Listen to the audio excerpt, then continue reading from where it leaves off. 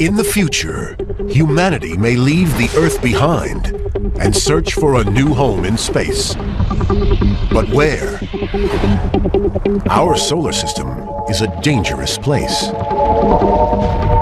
There are fiery volcanic worlds, planets with 1,400-mile-an-hour winds, clouds of deadly acid, temperatures hot enough to melt lead. Among these violent worlds, are there planets where we could one day live? We're on a voyage to find out, to explore the planets in our solar system and beyond. Our mission, to hunt for new worlds, to find a place that one day we might call home.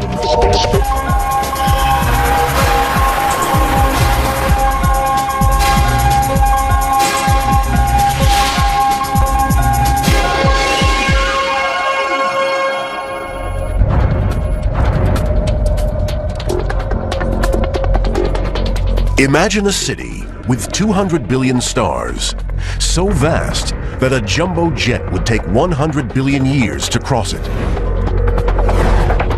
We call it the Milky Way.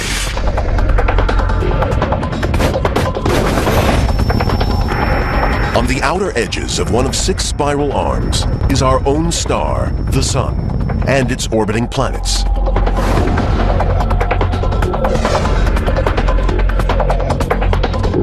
One planet has life, Earth, with its oxygen-rich atmosphere and oceans of water.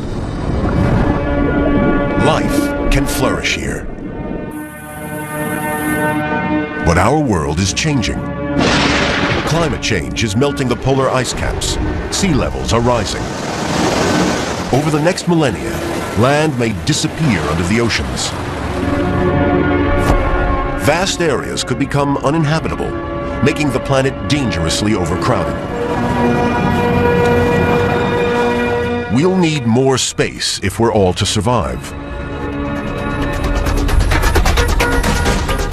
This is a journey through the solar system and beyond, hunting for our next home. We'll discover a surprising planet that could support life in its atmosphere. It is a comfortable temperature and pressure. I think that life could exist.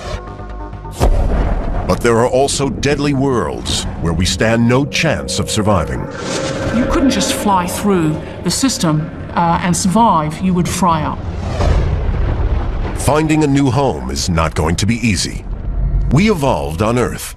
Where else will we find a planet we can even survive? Our journey begins with Mercury, the closest planet to the Sun. Data reveals it has an atmosphere with traces of oxygen. But could it sustain human life? Mercury rotates very slowly. A day here lasts 58 Earth days. The dark side faces away from the Sun for so long, the temperature plummets to a staggering 300 degrees Fahrenheit below zero. Around 3 times lower than the coldest temperature ever recorded on Earth. At the same time, the side facing the Sun can hit a scorching 840 degrees, as hot as a blowtorch. A temperature so brutal that almost all Mercury's atmosphere long ago evaporated into space. What oxygen is left is extraordinarily thin. There simply isn't enough of it for us to breathe. There have to be easier places for us to survive. Maybe we just need to be further from the Sun. The next planet out is Venus. Venus is a close neighbor of Earth, about 26 million miles away. It is shrouded in a thick atmosphere that completely hides the surface from view. Scientists used to think that would protect the planet from the Sun. They imagined Venus's surface to be like early Earth, that tropical forests covered the land and oceans of water lapped the shores. Professor David Grinspoon is an astrobiologist at the Denver Museum of Nature and Science, specializing in the evolution of Venus. People assumed that it was sort of a dripping wet place. And in fact, the image of a sort of tropical paradise with tree ferns and maybe even dinosaurs, a kind of primitive tropical Earth-like place, was a common scientific view of Venus, really right up until the beginning of the space age. The Venusian surface intrigued scientists. What was really going on beneath the clouds? In the 1960s and 70s, while NASA explored Mars, the Soviet Union turned its sights on Venus. The goal was to land and photograph the planet's mysterious surface. Codenamed Venera, the Soviet program made countless successful launches, only to mysteriously lose contact with its probes as they entered the Venusian atmosphere. But in October 1975, the team hit gold. Venera 9 beamed back the world's first surface images of Venus. Rather than a lush green world, Venus was a barren desert.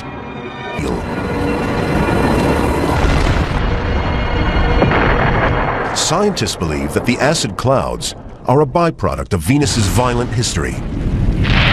Gigantic volcanic eruptions blasted billions of tons of sulfur high into the atmosphere. There, it mixed with water vapor to form concentrated sulfuric acid. As the probe breaks through the upper atmosphere, it slows to make a low pass over the surface. The terrain is dominated by dormant volcanoes that tower 3 miles into the atmosphere.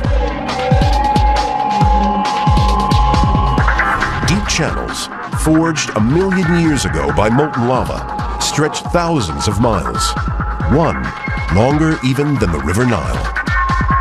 Probe sensors reveal an atmospheric pressure 90 times greater than on Earth, large enough to crush a car. But the biggest problem is temperature. The atmosphere is nearly all carbon dioxide. Just like on Earth, this gas acts like a pane of glass in a greenhouse, letting the light through, but not the heat out. On Earth, increased carbon dioxide levels are causing small rises in temperature, but on Venus, they have pushed the temperature to over 900 degrees Fahrenheit. But surprisingly, although the surface is hot enough to melt lead, Venus may not be an entirely lifeless world. Billions of years ago, primeval Venusian oceans could have been home to simple organisms. Some scientists believe that when the temperature climbed, the waters boiled away. This would have killed many of the organisms. But some may have survived by migrating to the cooler clouds in the upper atmosphere. Here, though, they may have faced an even greater challenge for survival. The only real problem with the clouds of Venus is that it is extremely acidic. But we keep finding more and more extreme organisms on Earth that love living in sulfuric acid. Deep on our ocean floors, volcanic eruptions blast out sulfurous fluids, creating a superheated, highly acidic environment. Yet even here, life abounds. Colonizing Venus is not an option. We must head further out, toward the last of the solar system's inner rocky worlds. This time, it's one that scientists think that we may just stand a chance of living on. But the challenges facing would-be settlers go beyond anything we've ever seen on Earth.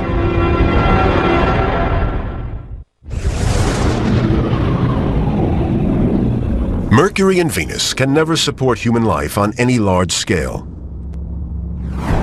We pass Earth and move deeper into the solar system. The next planet is Mars. Could we one day settle here? Mars is the one world that most resembles our own. A Martian day is almost the same length as ours. Mars has mountains, deserts, and gaping canyons, cut in the distant past by running water. Traces of that water may still be locked beneath the surface, but to reach it, we would have to face an ancient danger. Radiation. 5 billion years ago, when our sun was born, it blasted high-speed, energetic solar radiation out across the whole solar system. And it's still doing it today. Without some sort of protection, we could not possibly survive. We were lucky. Our world developed a magnetic field. This shield deflects deadly solar radiation away from the surface. But Mars has no magnetic field, and that means no protection. Over many millennia, the solar radiation ripped the atmosphere from the planet. Mars's water boiled, and most of it evaporated into space. The surface became a barren desert. For any future human visitors to the Red Planet, solar radiation will be a deadly hazard. Even with the protection of a spacesuit, the radiation can still penetrate. It tears through the body, bombarding and killing living cells, destroying DNA. If humans are to live and work on Mars's surface, we'll need some serious protection. So scientists are developing drugs. Astronauts would take these specially designed enzymes to mop up the radiation. Martian homes would need shielding too. Scientists have developed a special form of polyethylene plastic, lighter and stronger than metallic shielding, yet just as effective. The plan is to build it into the structure of Mars habitats, protecting the occupants. With this advanced technology, humans could one day consider populating Mars. But there's another hazard to overcome. After the radiation stripped the water from the surface, the planet was left covered with dry iron oxide dust. Meet the sandstorm, Martian style. These mini twisters are babies, dust devils just powerful enough to suck dust up into the atmosphere. The problem is, what happens next? Professor Ron Greeley has been studying atmospheric activity on Mars for over 30 years. Knowledge vital for any human expedition to the Red Planet. Greeley uses a fan and frozen nitrogen vapor to recreate these twisters in the lab. They form when the sun heats the surface, causing a pocket of hot gas to suddenly rise, spinning through cooler air above. It sucks up fine iron oxide dust and punches it high into the Martian atmosphere. The dust devils range in size from about a yard across to features that are as large as a football field in diameter. These can be quite large. That dust has to go somewhere. Greeley believes the mini twisters could trigger much bigger storms. We do, in fact, see local dust storms that grow to global proportions. Clusters of individual dust storms that eventually merge. The entire planet is enveloped in dust, and we can't even see the surface through that dust. But it's not just dust devils that can trigger trouble on a global scale. Wind blowing across the surface can kick up dust into the atmosphere, building into an overwhelming storm. This also happens on Earth. Satellites photographed a storm raging across the Sahara Desert in Africa, revealing its enormous size. The similarity with a storm on Mars is striking, and that much dust is going to cause problems. When humans go to Mars, they have to be concerned about the infiltration of this very fine dust. It's sort of like baking flour, if you will, very, very fine grain. The dust is so fine that even the slightest wind can blow it anywhere, clogging up machinery and air supplies. Not only is the dust likely to get into every nook and cranny, but there are also properties of the dust that may pose a hazard. One of the considerations are the electrostatic charging effects. When little tiny grains bang together, electrical charges are built up. Much like shuffling your feet on a carpet, the rubbing action between the grains of dust creates enormous static electricity. Up to 20,000 volts can spark between the dust particles.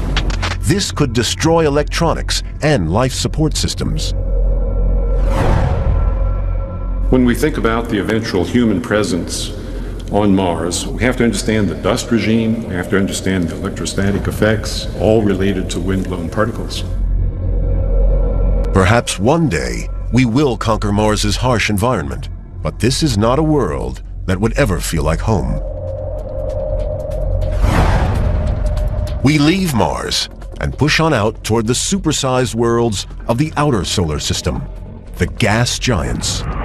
These offer new and even more extreme challenges in our quest for another home. First up is Jupiter. Jupiter is a mysterious world so vast that 1,300 Earth-sized planets could fit inside it. It's entirely made of gas. It has no solid surface at all. Its upper layers are a mass of swirling counter-rotating clouds. This is a planet racked with storms and high-speed winds. Professor Fran Bagenal has spent a lifetime studying the atmospheres and environments of Jupiter and its moons. Jupiter is spinning extremely fast. It rotates every 10 hours. And so rotation is very important and drives those east-west winds that produce the belts and the zones, those stripes across the planet. Jupiter's high-speed spin generates horizontal bands of clouds that wrap around the planet like a belt. When these cloud bands collide, they create massive storms. The biggest of these is the Great Red Spot, the largest storm in the solar system. As we approach, the scale becomes clear. It's 3 times the diameter of Earth. Near the spot's boundaries, turbulence spills around the edges. Winds here travel at more than 250 miles per hour. It's true that it has a lot of similarities with hurricanes in that the outer edges, it's swirling around a lot faster. And so indeed the inner parts are more calm. At first glance, the red spot looks similar to hurricanes. But there is a difference. Here on Earth, hurricanes feed off the warm waters of the ocean. But as soon as they hit land, they start to die. Our storms only last about 2 weeks. But Jupiter's different. The red spot has been raging for over 300 years. The reason why we last such a long time is there isn't a surface on Jupiter. So it's not as if storms run into a continent and dump its energy. It just keeps going and going and going around and around. But the spinning of Jupiter is not enough on its own to drive the Great Red Spot. Scientists discovered the planet gives out twice as much energy as it receives from the sun, suggesting its core must be hot. This center could be the powerhouse that drives Jupiter's winds. The core could be worth a closer look. As we descend through upper layers, vast water clouds envelop our craft. The pressure is climbing. Toward the center, it transforms the hydrogen atmosphere to a strange liquefied metal, resembling the element mercury. This is the core, a churning furnace at over 40,000 degrees Fahrenheit. Scientists estimate that the pressure here is 100 million times higher than on the surface of Earth. How can I give you a sense of what that feels like as a pressure? Well, if anyone's had someone step on their toe with a stiletto heel, you know that's a lot of pressure. Now imagine an elephant wearing stiletto heels and standing on one foot on a stiletto heel. But to get the pressure at the center of Jupiter, you need to have about 1,000 elephants standing on top of each other, the bottom one on one foot on a stiletto heel. At these sorts of pressures, humans could never journey to the core. But could we survive in the upper atmosphere? The answer to that lies on one of its moons, which has an extraordinary effect on the gas giant. It might be dwarfed by Jupiter, but this minuscule world packs a mighty punch. Our quest for a new home has brought us a long way.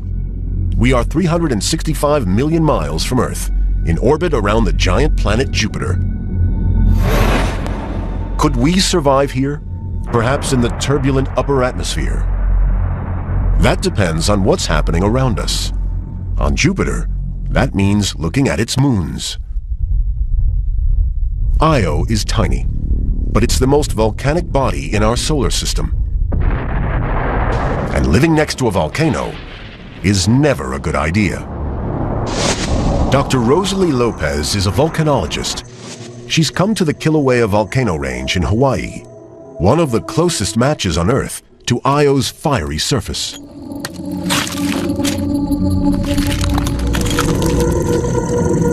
This is very much what the surface of Io may look like, particularly close to the lava flows. There would be lava flows just like this, solid at the surface with underneath us hot lava flowing. Like Kilauea, Io spews lava from its superheated interior. But that's where the similarities stop.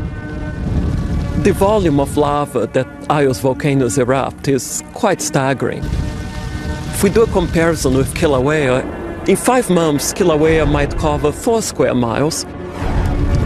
But Io erupts about 100 times the volume of lava. One lava flow on Io covered 240 square miles. On Kilauea, the heat to drive the volcanoes mostly comes from the decay of radioactive materials deep in the Earth's interior. But on Io, the activity is generated by something entirely different: tidal heating. Just as the oceans of the Earth rise and fall with the pull of our own moon, so Io's surface distorts with the gravity of Jupiter and 2 nearby moons.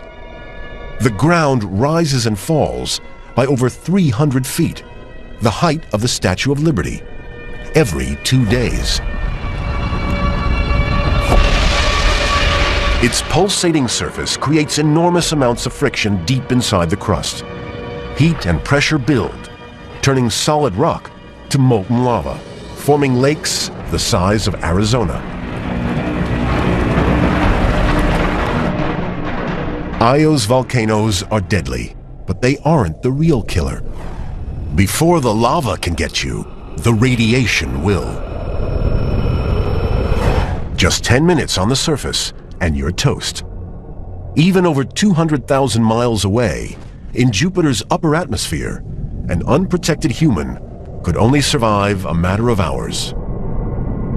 The volcanic particles that Io blasts out into space become trapped in Jupiter's enormous magnetic field.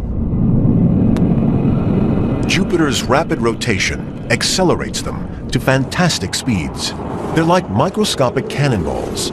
They form a radiation belt around Jupiter, cutting through almost anything in their path. They're sufficiently intense that the human would receive a lethal dosage within just 10 minutes. So you couldn't just fly through the system and survive, you would fry up. This intense bombardment would destroy your flesh and the organs inside, everything. We just don't have the technology to protect ourselves from radiation this fierce. Jupiter is one planet we'll never call home. Could our next stop offer more hope? Saturn's radiation levels are lower, but it's not a danger-free zone.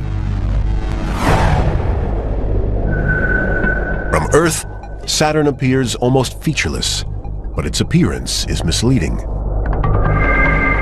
Its rings may look solid, but in fact, they're mostly made up of billions of chunks of ice and rocks, ranging in size from pebbles to blocks as big as a car. All of them are moving faster than a high-speed bullet. But Saturn's real danger lies within its atmosphere. Like Jupiter, the planet has bands of high-speed counter-rotating winds. Clouds race around the planet at over 1,000 miles per hour. Along the edges where 2 bands meet, tiny particles collide, brushing past each other, generating an enormous electrical charge. Theory suggests that when the charge gets too great, the electricity arcs between the clouds, producing giant lightning bolts. NASA's Dr. Kevin Grazier is a planetary scientist who specializes in atmospheric conditions on Saturn. We have a chance for a lot of charge transfer between one band and the other, creating large voltages, creating huge lightning bolts. To get an idea of just how huge Saturn's bolts are, compare them with Earth. Lightning here can hit 50,000 degrees Fahrenheit in a split second. Striking the ground, it's hot enough to create a tube of solid glass, stretching down 15 feet. But compared to Saturn, that's a tiny spark. A single storm on this gas giant can cover the whole of America. You can also get storms that last for years. Storms on Earth last for a week or two. Storms on Saturn last for weeks, months, years. With such an unstable atmosphere, even attempting to enter Saturn's clouds is deadly. As we push out and pass the featureless world of Uranus, we're heading for the very edge of our solar system. And out here, there are challenges that will test human visitors to their limits and beyond.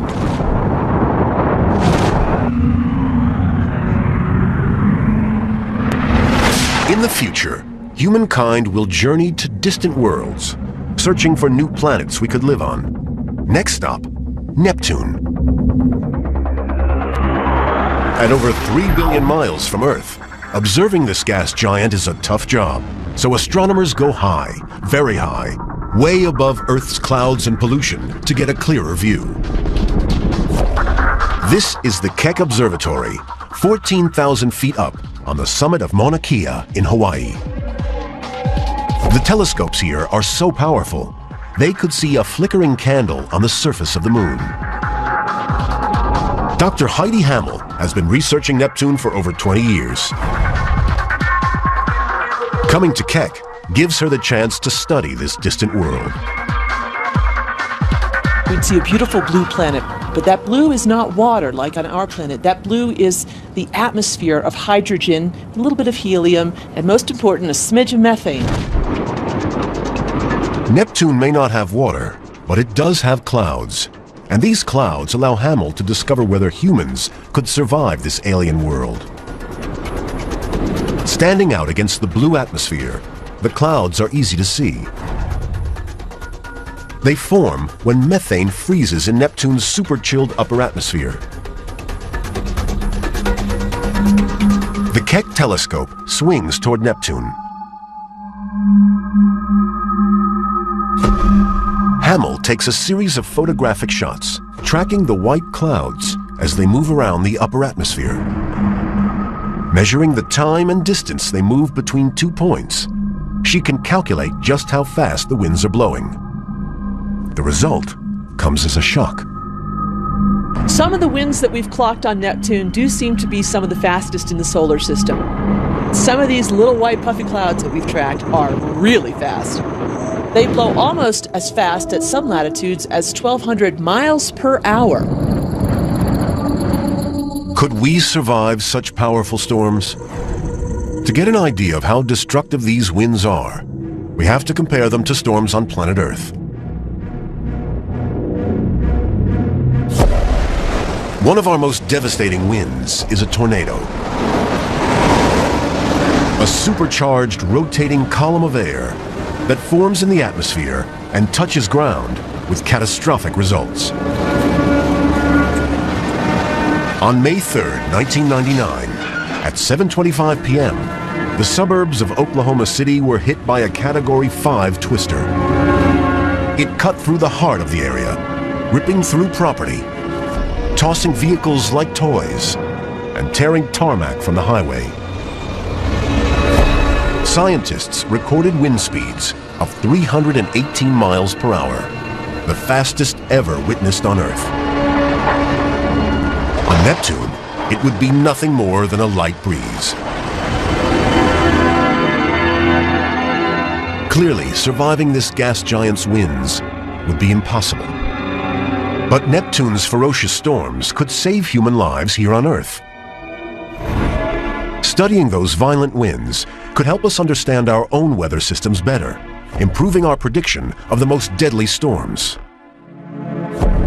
The reason is Neptune's simplicity. On Earth, the atmosphere, the land, and the oceans all interact. But Neptune has no land or water. Its weather is easier to predict. Huge winds every single day.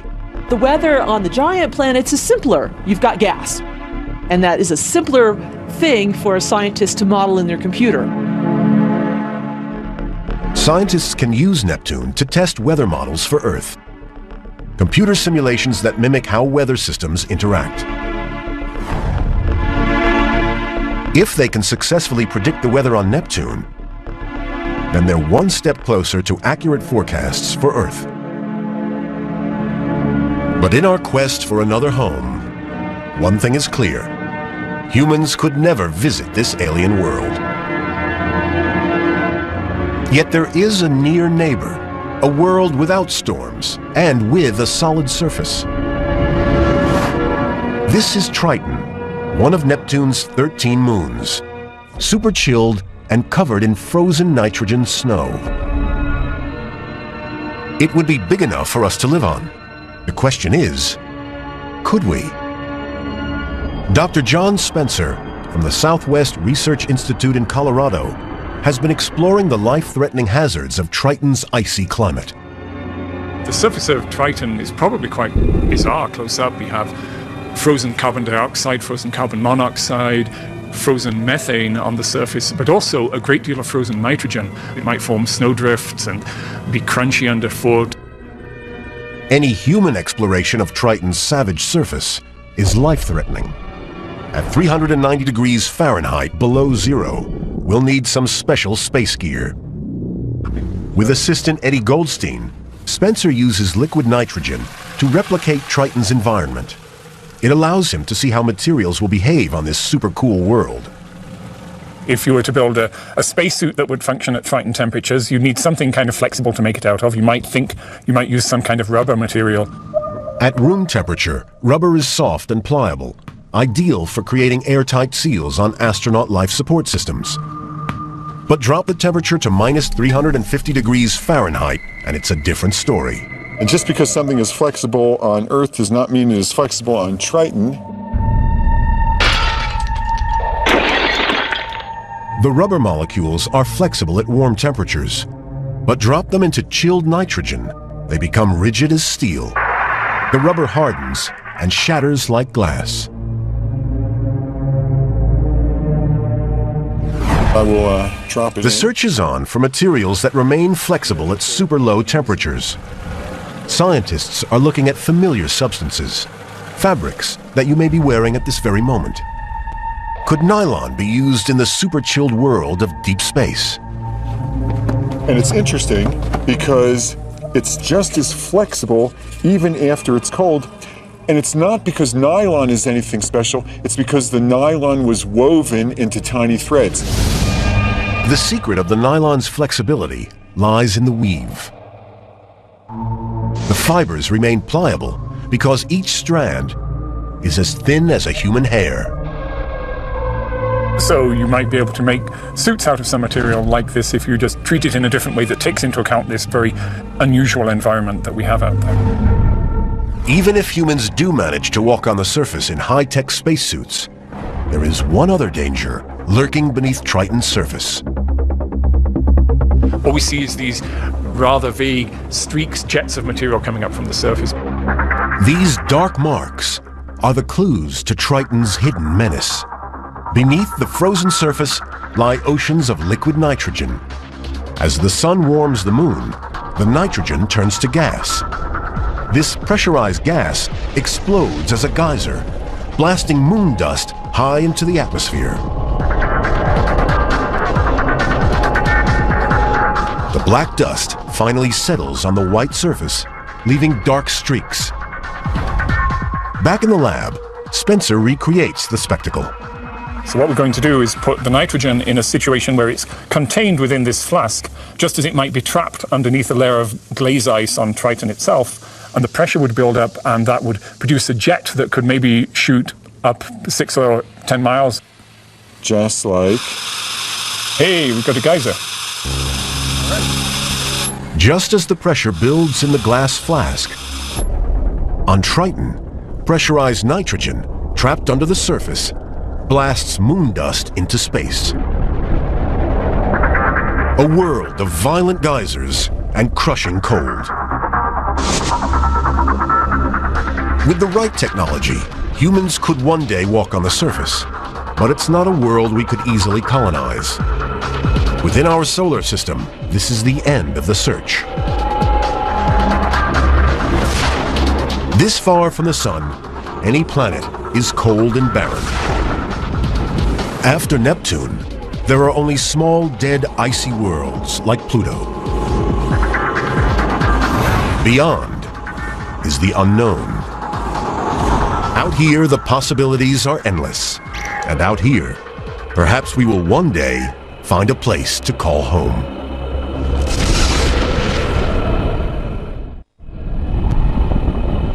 Today, astronomers are piecing together incredible new evidence in the search for distant worlds, planets that could support human life.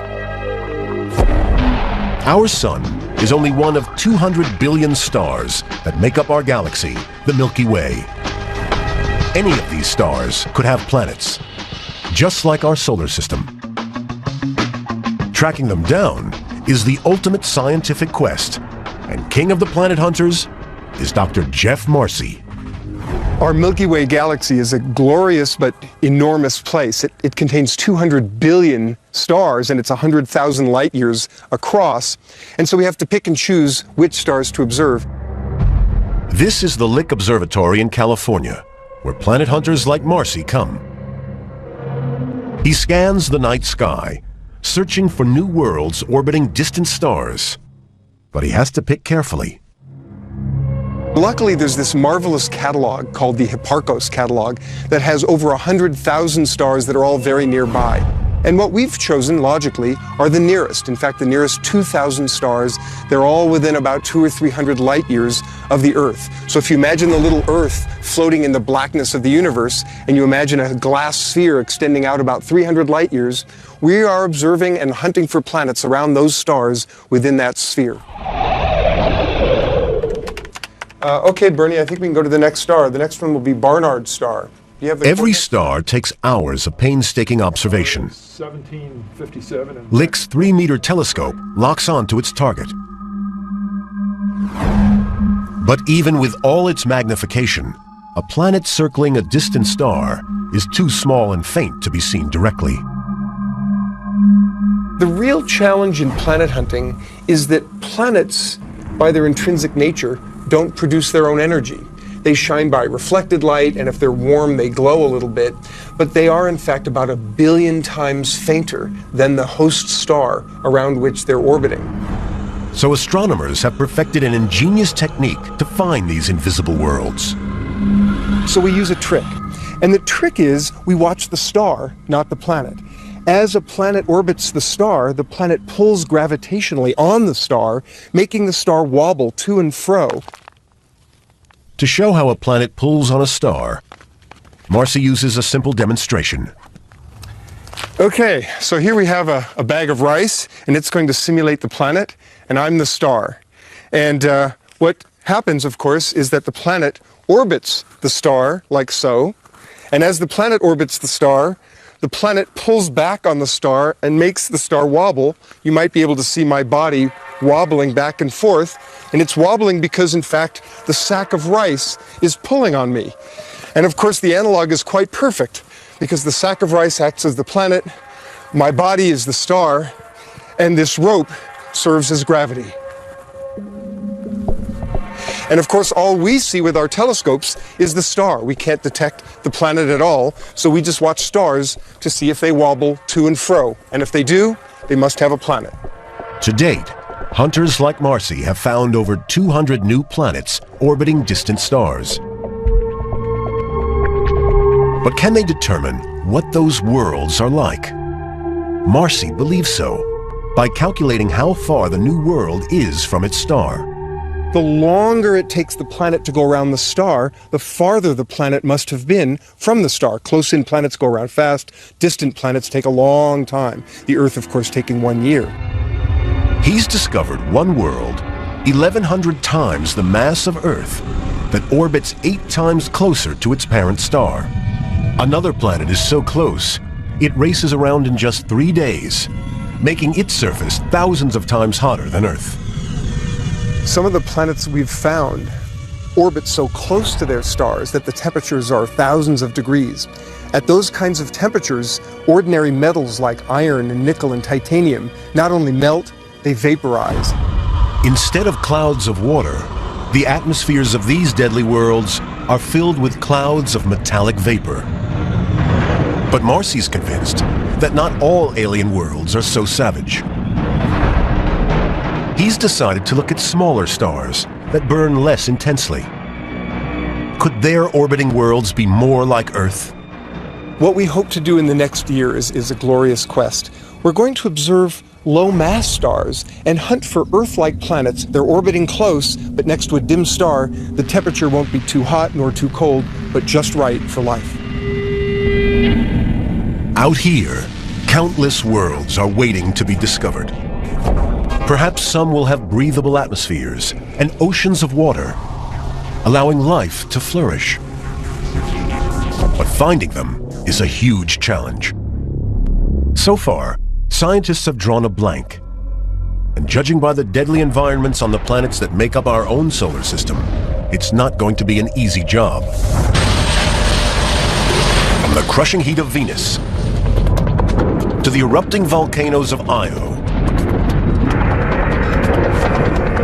to the 1,400-mile-per-hour winds of Neptune,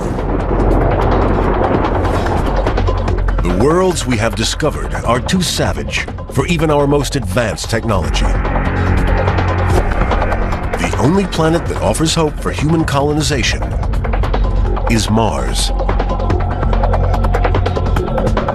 If we could overcome the dust and the solar radiation, one day we could live here. Maybe in the future, when Earth's climate is too extreme, Mars will become home. Until that day, humans will have to adapt, continuing to thrive in a constantly changing world.